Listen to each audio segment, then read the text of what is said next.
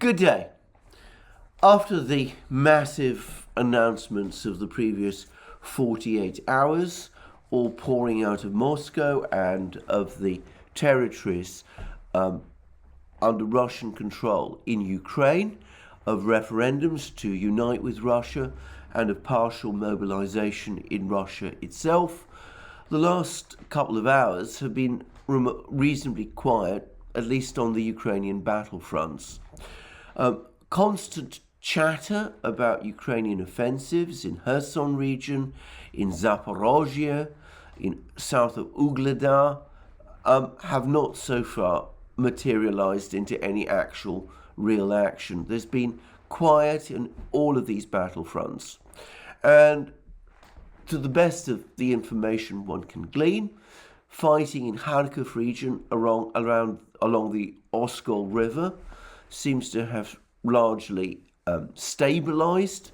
Attempts by Ukraine to advance beyond the Oskol River line have so far been unsuccessful.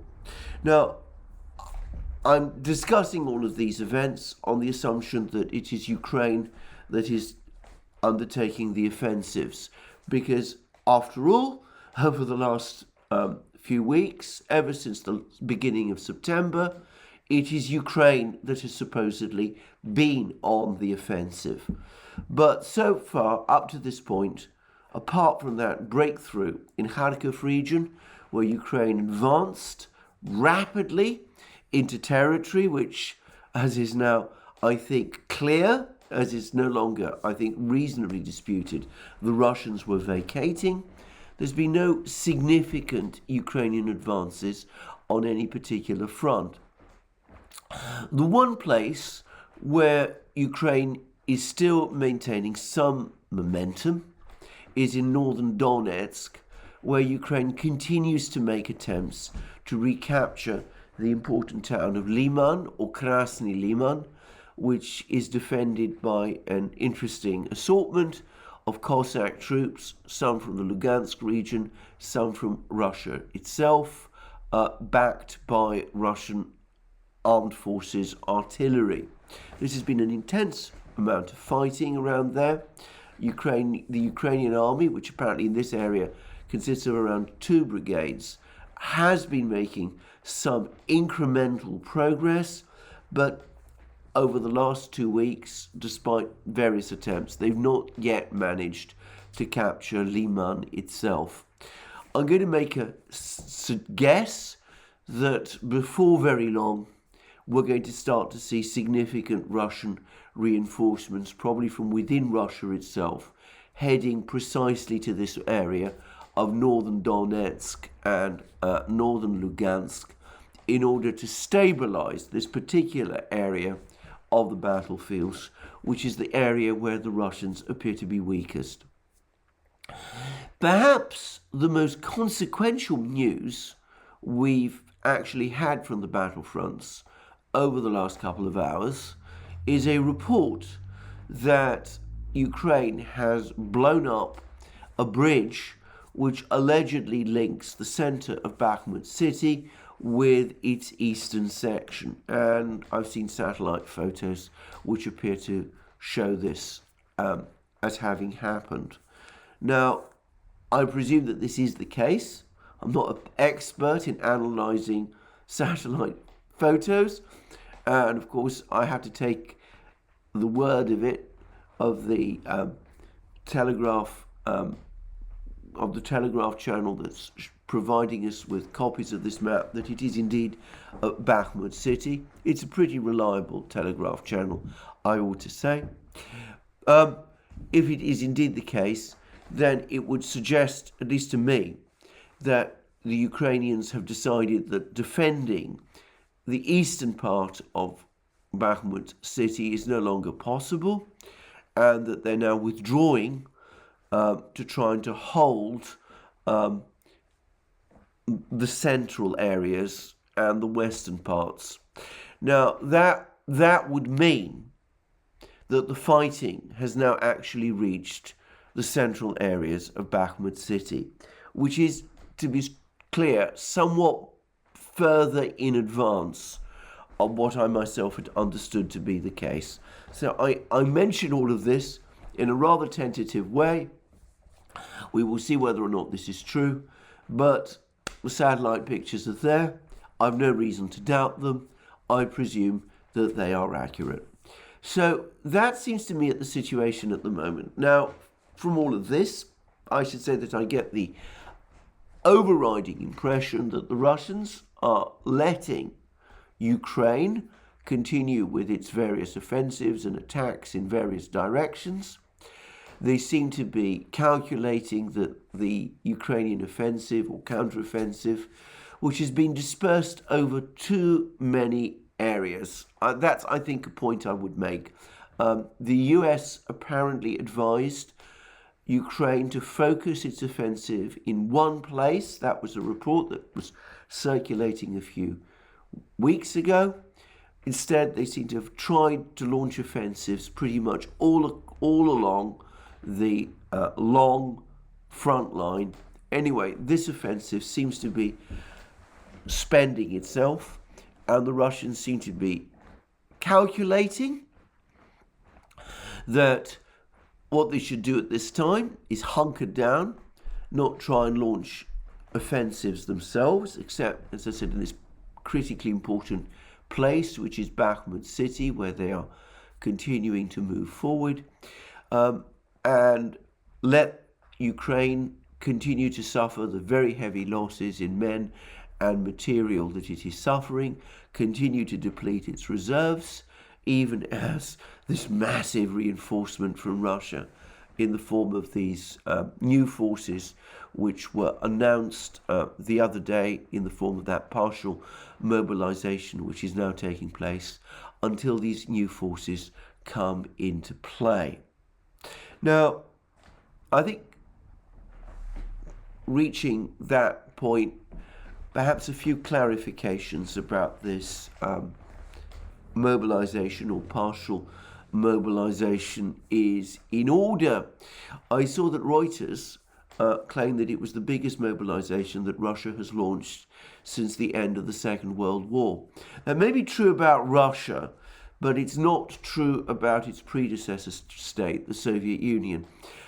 In 1968, the Soviets deployed around 500,000 troops to Czechoslovakia to suppress the Prague Spring, and that did also require a major call-up of reserves. The actual troops who occupied Czechoslovakia in 1968, as I remember, were not reservists. They were from frontline, full-strength Soviet military formations in East Germany and in Eastern Europe.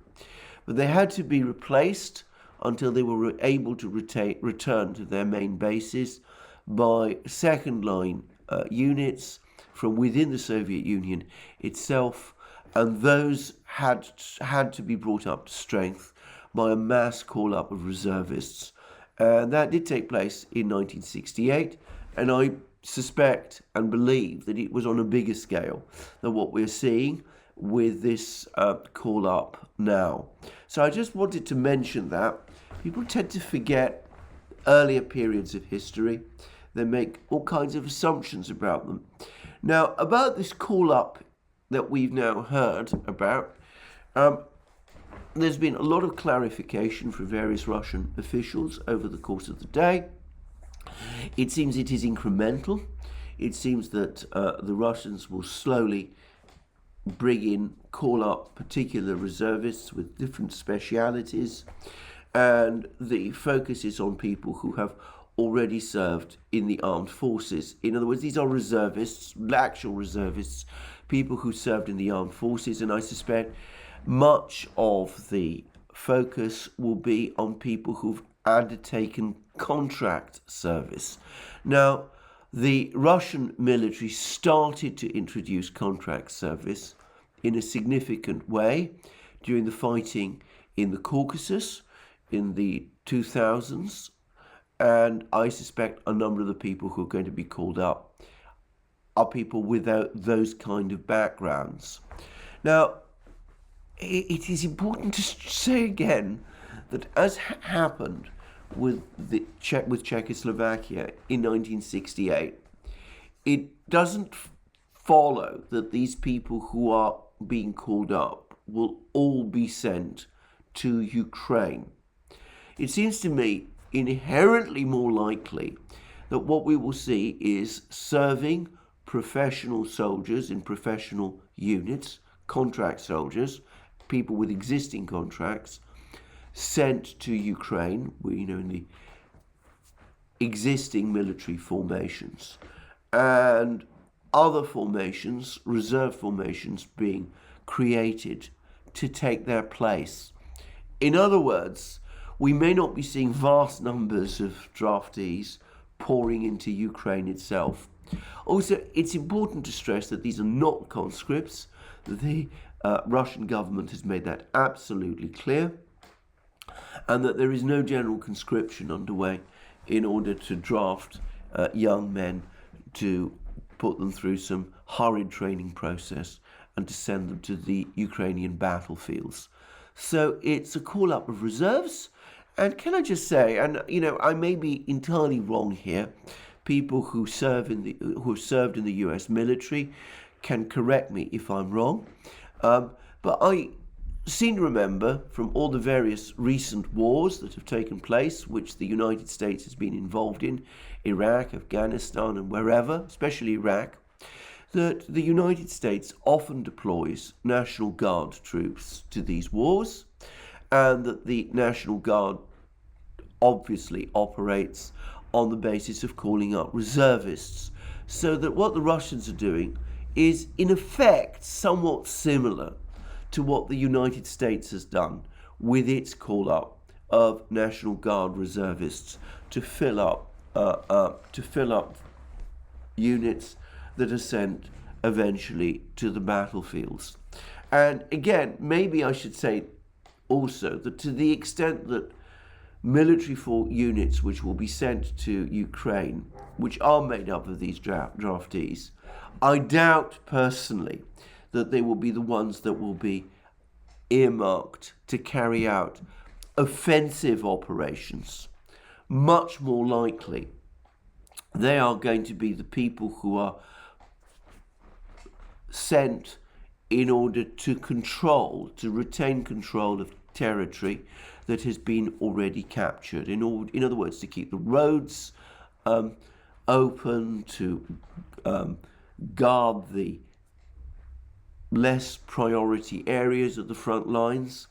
The sort of people who, if they'd been available, might have been used, for example, to defend Kharkiv region, thereby parrying a Ukrainian attack on that region. So they're more likely to carry out a secondary role, whilst the professional formations continue to be the ones that actually do most of the continued offensive fighting. Now, on that point, perhaps the single most important disclosure made by Shoigu, the Russian defense minister, the one which has been almost completely overlooked, is his statement about the number of Russian losses. He didn't give a number for wounded, but he said that just under 6,000 Russian soldiers had been killed over the course of the fighting. Now, he was obviously not including militia from the Donetsk and Lugansk People's Republics. No, he was not including the Chechens or the Wagner Group, all of these particular groups. But he was talking about 6,000 Russian military. Now, that is a significant number of people, but it's certainly not anywhere close to the number of dead Russian soldiers that would be needed to seriously degrade the professional arm of the Russian military, especially given that it's probably been undertaking a churn anyway, with more soldiers enlisting in the professional part of the Russian army since then and making up the difference. So it's likely, in fact a certainty, that the Russians still have, or undoubtedly do have, the bulk of their professional standing army absolutely ready for combat and absolutely ready to conduct combat operations. So that, I think, is where we stand on the battlefields. I'm sorry if this is a somewhat sketchy discussion. This is, as I said many times, an area which is not native to me. I'm not, as I said many times, someone with a military background. But all the facts point me towards the conclusion that what the Russians are doing is that they're letting the Ukrainians exhaust themselves.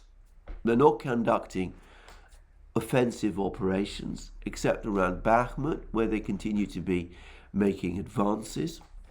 They're waiting for the autumn rains to set in, and then when the autumn rains and the mud are over and the cold weather has come, they will begin a major offensive with a beefed up army in Ukraine, and they will need these hundreds of thousands of extra troops. Not all of them, however, may be sent to Ukraine, but they will need more troops in Ukraine to hold the large amount of additional territory that they expect to capture. That's how it overall looks to me.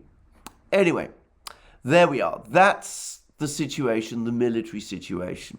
Let's now turn to topics which I perhaps am a little bit more secure about. Firstly, I've been asked by various people to comment about these reports that there was a mass exodus of people, young Russians presumably, from Russia in order to avoid the draft.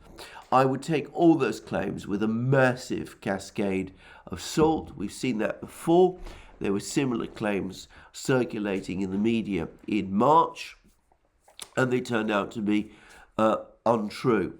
Certainly, the Russian authorities have made it very clear that there's no discussion of enlisting teenagers to fight in this war, and not university or college students either, or people who are going through some kind of educational courses. So if there have been some people trying to leave, I doubt that it's on anything like the scale that you might get the impression about from the media, at least the Western media, and I expect many of these people anyway to choose to return before very long. So that's the first thing to say. The second is that if you're talking about overall mood in Russia, perhaps the best sign is by looking at our old friend, the exchange rate. Now, on the eve of all of these big announcements, the referendum decisions and Putin's speech, one could see a sign of nervousness. There was a drop in the Moscow Stock Exchange, and the ruble fell against the dollar. It was trading at one point at just over $64 to the ruble. Sorry, 64 rubles to the dollar. 64 rubles to the dollar. Anyway, since Putin's announcement, as I understand it, the stock market has rallied, and as of the time of making of this video, the ruble is trading at 59 rubles to the dollar. So it has considerably strengthened, even as the US Federal Reserve Board has been raising interest rates. Now, I don't want to say too much about this, but presumably, if there was an atmosphere of panic and people were trying to flee Russia, they would be trying to get their hands on foreign currency, as they would need if they were to go abroad, and that would presumably be putting pressure on the exchange rate. Well, we saw some pressure on the exchange rate before Putin made his announcements, but after he made his announcements, the exchange rate strengthened. So that suggests that far from a mood of panic, what Putin and Shoigu have said have had a steadying effect. And I would say I've also seen pictures of the protests that have taken place in Russia, the anti-draft protests. Again, to the best, to the degree that I can make out, these have been, once more, largely young people. And from what I can also see, they've been very small. And these protests seem to have ebbed very quickly. They are the sort of people who, to say it straightforwardly, have been antagonistic to the Russian government for a long time and who would be expected to protest. They're part of the protest community in Russia. I'm not going to try and put an exact number on them, but their totality probably numbers in the tens of thousands, not hundreds of thousands. They came out and protested, and the protests, as far as I can see, are fizzling out. My own sense is that there's been, if anything, a sense of a stabilization in the mood in Russia after the events of Kharkiv, which whatever some people want, however some people are trying to spin them, were a major setback for the Russians. There was a very significant increase in nervousness and worry on the home front. There was lots of criticism that Putin and the authorities were not taking the conflict in Ukraine sufficiently seriously. There was some anger that Russian troops were conducting exercises in the Far East, the Vostok exercises, but were not, when they should have been, countering Ukrainian offensives in Kharkiv. And there was this explosion of anger, not just on Russian telegram channels, but also on Russian television channels and in letters columns to Russian newspapers. Well, the announcements that we've had over the last couple of hours have now steadied nerves. It now has made people feel that the Russian leadership is indeed taking this situation seriously, and it is doing what needs to be done in order to bring the situation not just under control, but to wage what everybody in Russia sees as a war until the point where it is eventually successfully concluded. So I think that far from being an unpopular move in Russia, this has been a welcome one.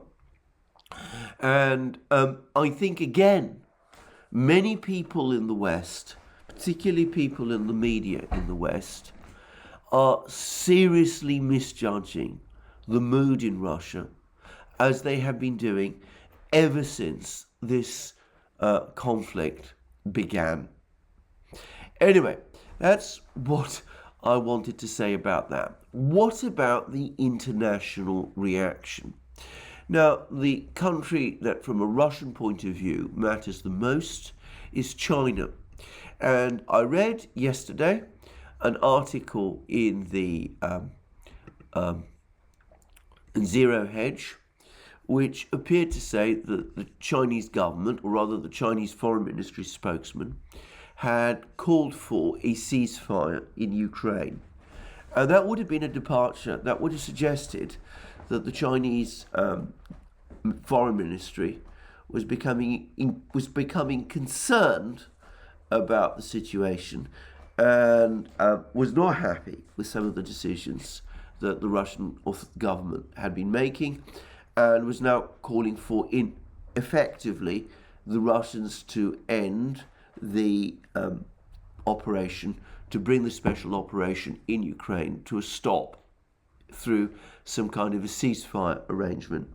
I found that very surprising because it was completely contrary to what all the indications that I'd gleaned up to that point. And I therefore followed the links in the Zero Hedge article, and they brought me to a article in a Turkish website, a Turkish news website. And I didn't think that was particularly reliable, so I went to the Chinese Foreign Ministry's own website, and the Chinese Foreign Ministry spokesman is Wang Wenbin, and this is what the Chinese Foreign Ministry's own website reports him as having said. And it was said in response to a number of questions from Western media agencies. So it starts with a question to him from Bloomberg. President Vladimir Putin said in a televised address that he would use all available means in the fight over Ukraine. What's the Foreign Ministry's comment on Vladimir Putin's latest words about the escalation of force on Ukraine? Can I just say that Bloomberg is seriously, very seriously misquoting Putin at this point. Putin did not say that Russia would use all available means, i.e. nuclear weapons, in the fight over Ukraine. He said no such thing. But anyway, that's Bloomberg's question.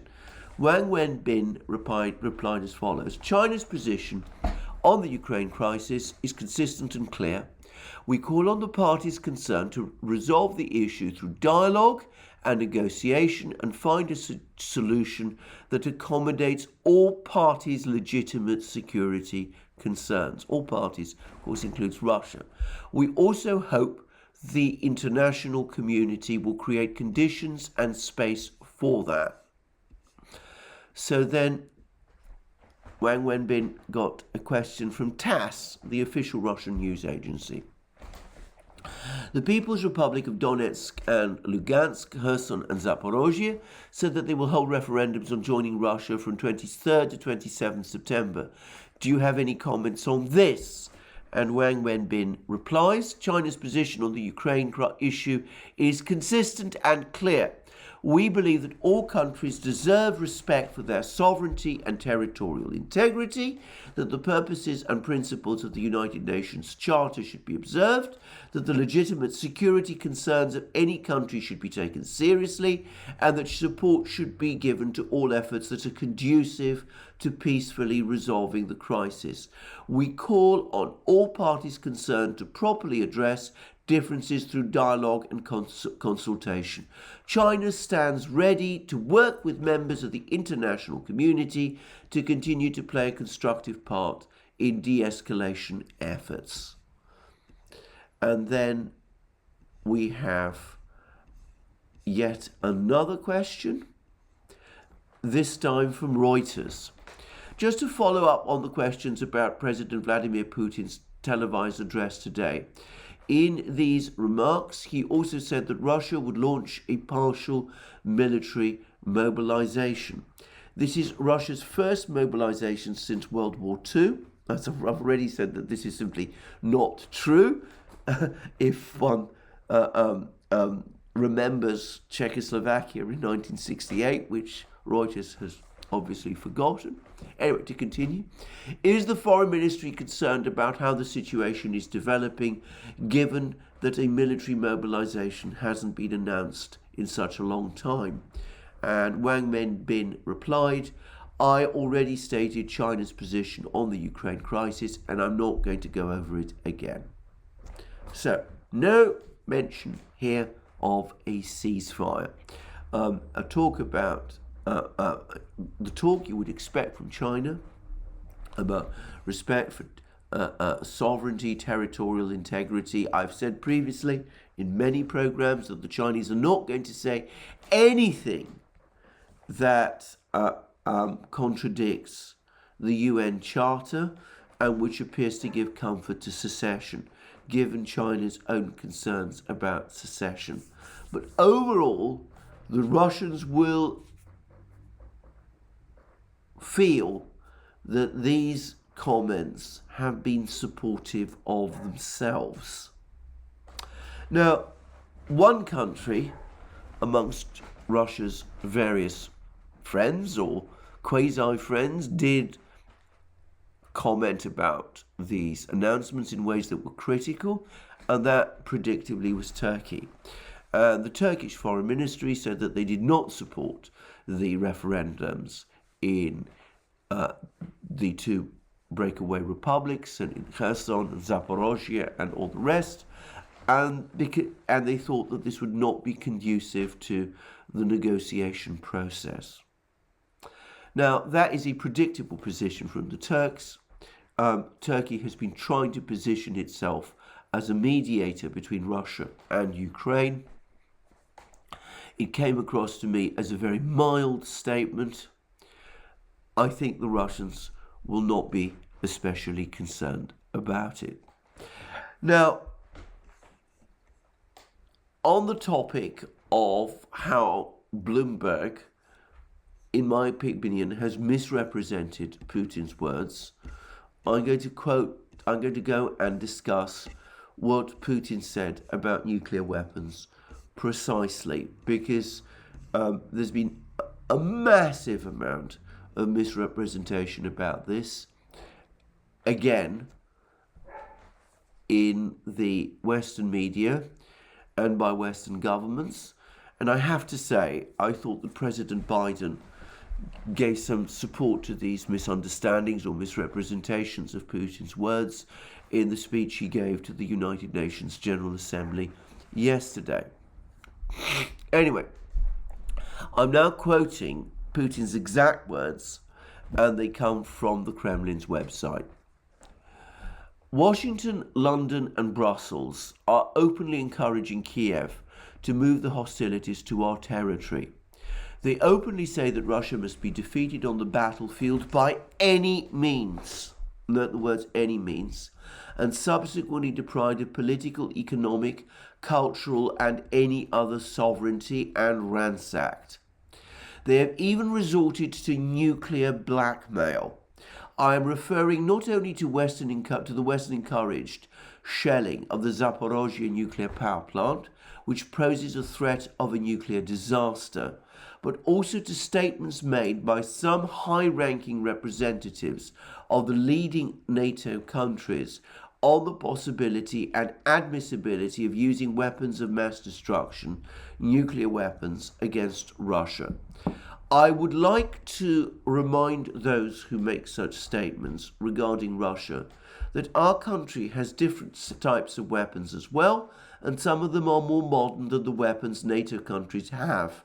In the event of a threat to the territorial integrity of our country and to defend Russia and our people, we will certainly make use of all weapon systems available to us. That is not a bluff. So what Putin is saying is that there's been some statements and some comments by some people in the West about the West's readiness to use nuclear weapons. Now, he is being, in my opinion here, somewhat economical with the truth. My understanding is that when Western officials have talked about the West using nuclear weapons, it has been in response to Russia conceivably using nuclear weapons.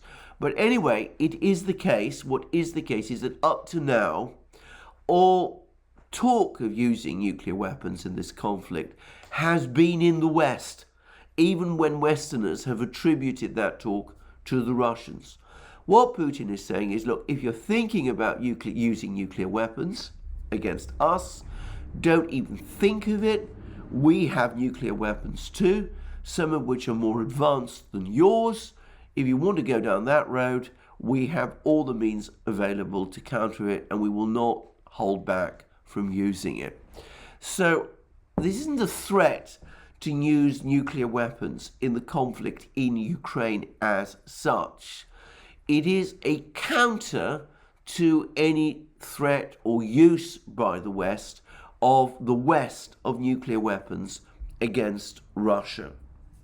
Now, I'm going to come back to that comment about ceasefire, which I saw in Zero Hedge, because there is one place, if you sift through the Chinese media where you will find a reference to a possible ceasefire, and it's in an article by Hu Xijin, who is the former editor of Global Times and who now writes a column on Global Times, in Global Times. And he was obviously, Hu was obviously responding to some extent to all this talk of nuclear weapon, potential uses of nuclear weapons. And I'm going to quote some parts of Hu's article, which, by the way, I find unnecessarily alarmist myself. But anyway, this is what Hu said. The Ukrainian armed forces equipped by the West have become stronger, but their counter-offensive doesn't mean they can reshape the outcome of the war. When the war turns to a life and death struggle, if the West wants to win the final victory, it needs to transcend the confidence and strength that nuclear weapons have given to Russia. And then he goes on to say, in terms of morality and actual interests of mankind, the Russia-Ukraine conflict should not be escalated into a nuclear war at any point. That would be a Pandora's box and would inevitably lead to a series of unimaginable consequences. None of the Russian leaders have explicitly expressed that they would use nuclear weapons. Putin said, when the territorial integrity of our country is threatened, we will certainly use all the means at our disposal. This has been interpreted as Russia's readiness to use nukes should the war escalate. An emergency brake needs to be put on the situation in Ukraine at a time when the scale of the war is still manageable. There needs to be a ceasefire, this is where the word ceasefire comes from, and negotiations rather than an ever-increasing showdown between Russia and NATO. Please don't forget that there will be no absolute winner or loser in a military conflict between nuclear powers. Whoever tries to completely overwhelm the other side must be crazy.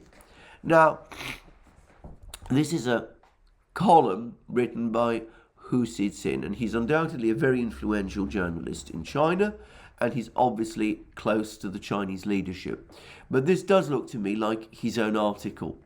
And what he's talking about here, what he's essentially saying is, look, Ukraine has had some successes on the battlefields with all these Western weapons, but they cannot win the war. The only way that Ukraine can win a war against Russia is if the West becomes directly involved. If the West becomes directly involved, the Russians will interpret that, will construe that as a threat against themselves. And the Russians have said that in that event, they will do whatever it takes to defend their own country.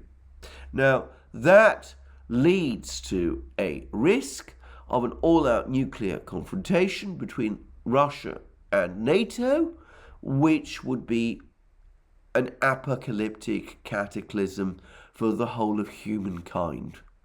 Rather than go down that extraordinary and dangerous road, there needs to be a ceasefire between NATO and Russia. So it's a somewhat different concept from the one that you've been reading about in other places. He's basically saying that NATO, that the Western powers need to stop this policy of trying to achieve victory over Russia on Ukrainian battlefields. All that is doing is causing the West to escalate, and escalate in reckless and dangerous ways.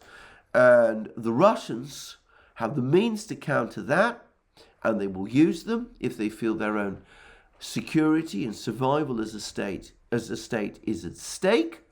And rather than do that, NATO needs to draw back, accept some kind of a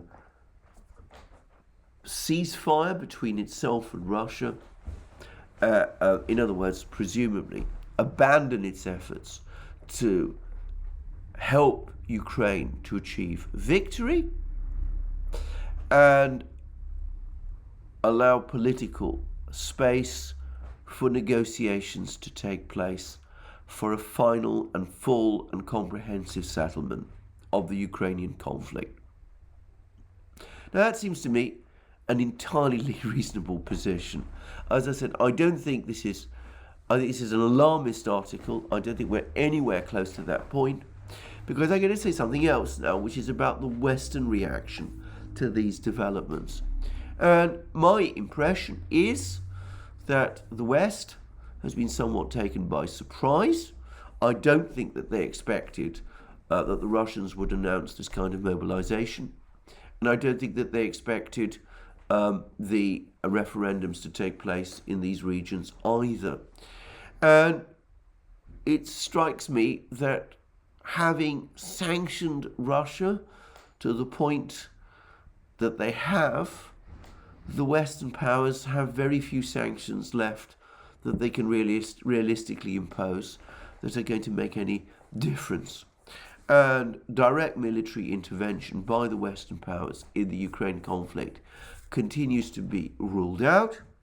And in terms of arms and weapons supplies to Ukraine, well, they've been already supplied to the extent that they can be. In fact, Western military stocks of weapons have now been dangerously depleted.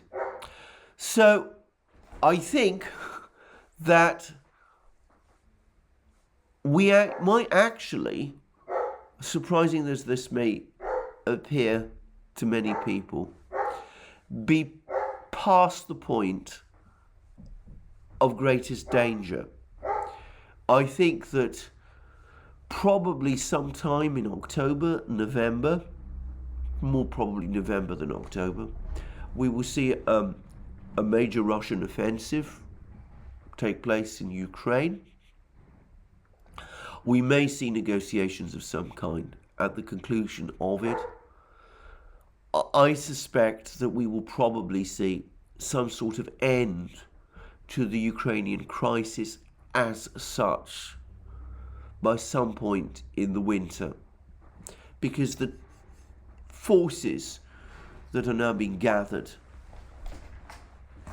are such that as will enable the Russians to presumably bring this problem to the military aspects of this problem to an end, without the West really having very much more that he can realistically do. I mean, he can try a few things. There have been British submarine drones detected close to Sevastopol. At least the Russians say that they're British.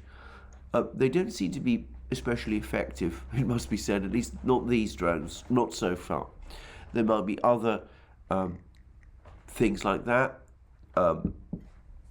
lying around. But I suspect that the period of the hot war period of this crisis may be approaching something close to its end point. Ukraine has launched its offensive. It's not achieved any decisive result.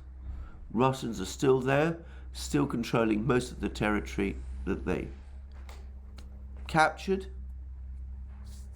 and they're now preparing a massive counterblow. But of course, the military crisis, the war crisis in Ukraine, is only, in some respects, the least part of this crisis. The economic crisis continues in the West, continues and worsens almost by the day and almost by the hour, especially in Europe. Yesterday I received a report from Greece about plans to introduce energy rationing there.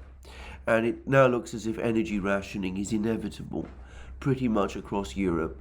What that's going to do to the European economy and to European societies, I really cannot even begin to guess, but I can't imagine it will be anything good. And what makes the situation even worse is that I don't really see any end to this crisis. I don't see what Western governments are going to be able to do to turn this problem round in the medium to longer term. Meanwhile, central banks continue to raise interest rates. The Federal Reserve Board has raised interest rates in the United States. The Bank of England has raised interest rates in Britain. Recessions are now inevitable in both the United States and in Britain, or so it seems to me. Well, in Britain, we probably already are in one. There's highly likely a recession already underway in Germany as well. The Bundesbank says that Germany is indeed heading towards recession and towards double-digit inflation. At some point, surely, the penny will drop and Western leaders will have to reconsider the economic war that they are waging. Perhaps, just possibly, and maybe, when the military part of the conflict in Ukraine is ended, that will be the point where the voices will start to say, well, why are we continuing to wage an economic war when the military part of the war has already been lost? My colleague and friend Alex Christoforou made exactly that point in a program with Jackson Hinkle, which we recorded yesterday. Well, we shall see. But for the moment, the economic situation continues to be extremely bleak, and the economic part of the crisis continues to go from bad to worse, and I suspect it will take much more to resolve than the military crisis. I will finish this program by discussing one final topic, which is these prisoner exchanges that have now taken place over the last couple of hours. I should say that they have not been well received in Russia. The Russians released 5 British fighters back to the British authorities. This was mediated by Saudi Arabia, and they've also organized a major prisoner exchange with Ukraine, which has included much of the leadership of the Azov regiment who were captured in Mariupol. Something like 50 Russian troops have been exchanged for over 200 Ukrainians, and also the Russians have been given, apparently they didn't ask for him, but they were given as a kind of favor by the Ukrainians, the Ukrainian politician Viktor Medvedchuk, who was arrested by Ukraine and has been charged with treason and all sorts of other things. That prisoner exchange was brokered by Turkey. Both of these exchanges have been controversial in Russia. Many people in Russia feel that the British mercenaries should have been put through the whole legal process in the Donetsk People's Republic, and there are quite a few people in Russia who would have wanted these people executed. I have made my feelings about that, by the way, absolutely clear. I emphatically do not think that they should have been executed. I think that would have been completely wrong. Secondly, perhaps even more so, there is great anger amongst quite a few people in Russia, and I believe also in Donbass, that the leaders of the Azov regiment in Mariupol have been released. There's a lot of complaints that these people have committed war crimes and should have been charged with war crimes in courts in Donbass. I would say that the terms of their release is that they're not returning to Ukraine. They're going to be kept in Turkey and apparently interned there. Though whether they will indeed live there live out the rest of the war in Turkey, well, that remains to be seen also. Anyway, putting all that aside, why have the Russians done this? Well, obviously they did want their 55 people back.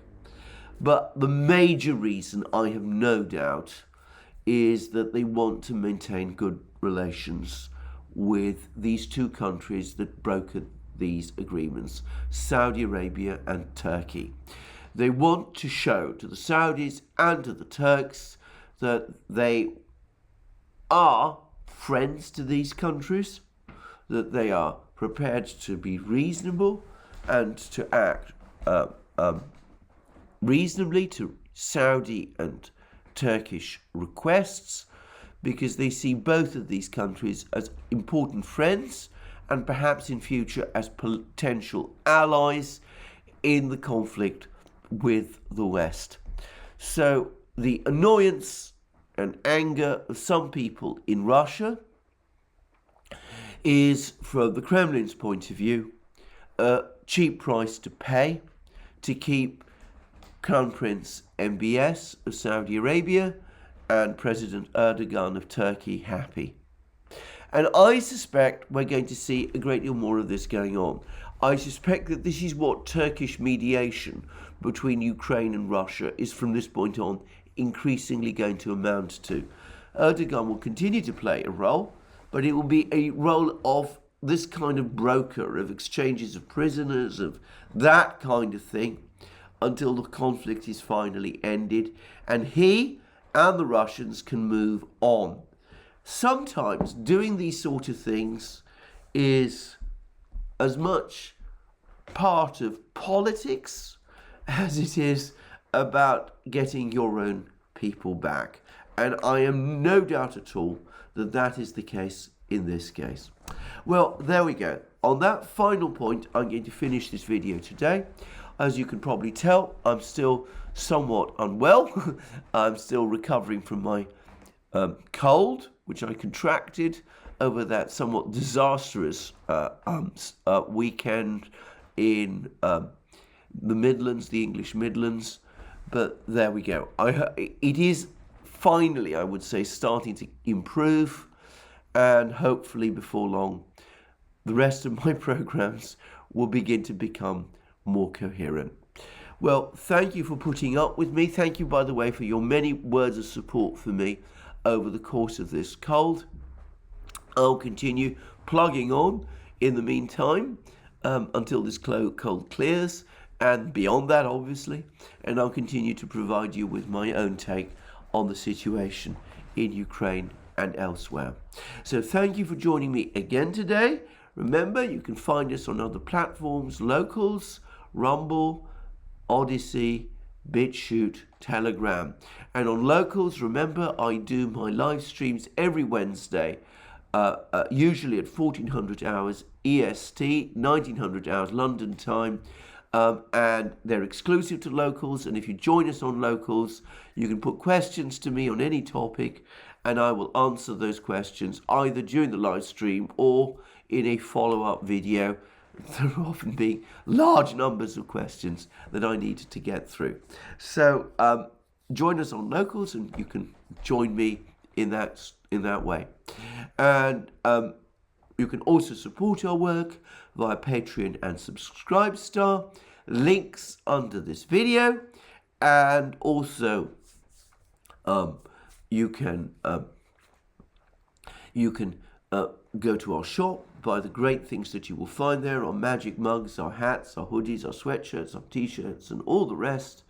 And last but not least, if you've liked this video, please remember to tick the like button and to check your subscription to this channel. Thank you for joining me again today. More from me soon, and have a very good day until we speak again.